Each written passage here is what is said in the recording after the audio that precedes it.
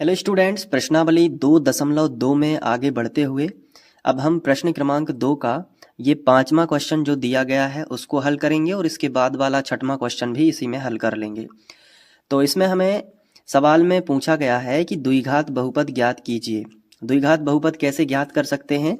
तो इसके लिए एक सूत्र मैंने आपको बताया है कि ये द्विघात बहुपद का सूत्र याद कर लीजिए, एक्स वर्ग minus alpha plus beta x plus alpha into beta.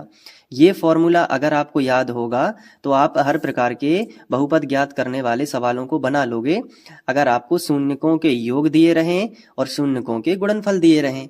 तो अब देखो क्या करना है। इस सवाल में आपको दिया गया है शून्यकों का योगफल, मतलब जो पहले नंबर पे पद दिया गया है ना, ये शून्यकों का योगफल है। शून्यक क्या होते हैं? शून्यक आपने पढ़े होंगे, अल्फा और बीटा होते हैं। अल्फा और बीटा हम शून्यक को मानते हैं, तो योगफल में हो जाता है अल्फा प्लस बीटा और गुणनफल में हो जाता है अल्फा इंटू बीटा।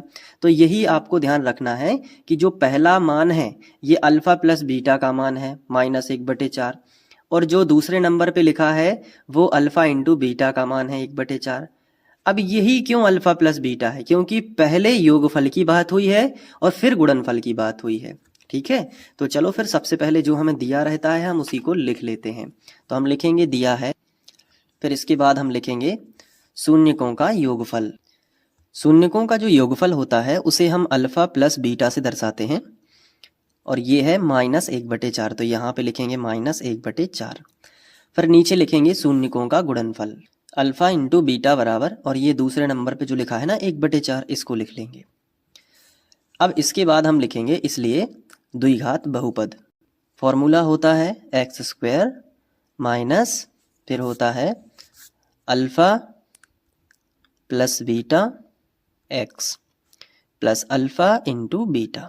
ठीक है, फॉर्मूला याद हो गया ना, एक्स वर्ग minus alpha plus beta x plus alpha into beta. अब चलो एक्स वर्ग ज्यों का त्यों लिख लेते हैं, माइनस अल्फा प्लस बीटा क्या है -1/4, तो इसकी जगह पे रखो -1/4।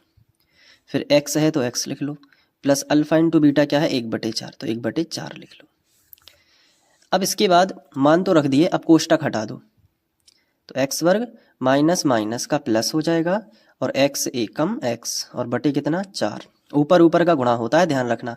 बटे में क्या रह जाएगा? 4 रह जाएगा, और प्लस में कितना आ जाएगा? 1/4 आ जाएगा। अब देखो यहाँ भी बटे 4 है और यहाँ भी बटे 4 है, तो पूरे समीकरण में 4 से गुणा कर दो ताकि ये 4 हट जाए और सीधा लीनियर एक बहुपद हमें प्राप्त हो सीधी रेखा में। तो हम लिखेंगे 4 से गुणा करने पर, 4 से गुणा, तो यहाँ भी हो जाएगा, यहाँ भी हो जाएगा, यहाँ भी। पहले इसमें होगा तो 4 गुणित x² हो जाएगा, प्लस इसमें होगा तो होगा 4 गुणित x/4, फिर प्लस लगा है तो प्लस, और 1/4 में होगा 4 गुणित 1/4।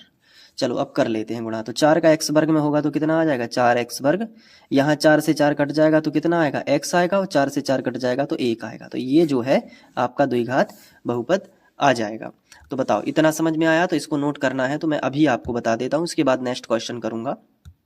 ये लिख लो अच्छे से, इसके बाद यहाँ पे लिख लो, फिर यहाँ पे वीडियो को पॉज करके लिखते भी जाना है।